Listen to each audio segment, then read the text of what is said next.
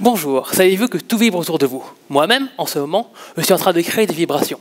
Ces vibrations sont créées parce que je marche, parce que je respire, et même ma voix. Ma voix, en plus, elle est amplifiée par ce microphone.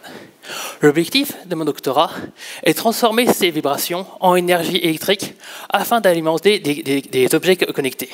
Ces objets connectés peuvent être par exemple un capteur de température. Le capteur de température, la solution habituelle pour l'alimenter, c'est de mettre une batterie. Mais une batterie, ça pollue, et en plus, c'est une quantité finie d'énergie. Donc, si vous mettez ce capteur de température dans votre salon, vous savez que dans 6 mois, 1 an, il va falloir la remplacer. C'est possible.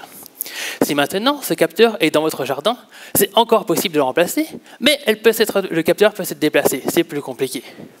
Et si maintenant je veux mettre ce capteur dans cet arbre, il est joli, il est magnifique, mais il est dehors, il est loin de tout. On ne peut pas amener d'autres sources d'énergie.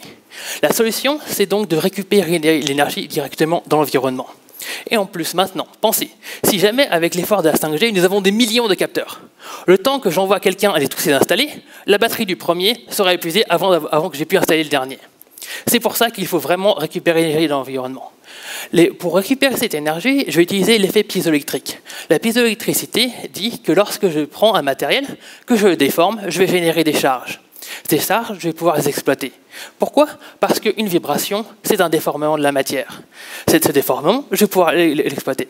Toutefois, ces vibrations dans l'environnement ne sont pas constantes. Je ne peux pas les prédire et elles varient grandement. Parce que, comme je vous ai dit, les vibrations peuvent être créées par la pluie, par le vent, parce que quelqu'un marche, parce que quelque chose tombe, par des tremblements de terre. Il faut pouvoir l'adapter. Pour ça, il va falloir trouver une structure qui va pouvoir récupérer le plus d'énergie possible dans un environnement petit, parce que si jamais j'ai besoin d'une centrale nucléaire pour alimenter mon capteur de température, ce n'est pas forcément la meilleure solution. La solution que nous avons développée ici, c'est une structure que je nommais Marguerite carré. Vous pouvez en voir 2 exemples ici. Cette structure est composée de 2 parties principales. Une masse centrale, que vous pouvez voir ici, et des pétales tout autour.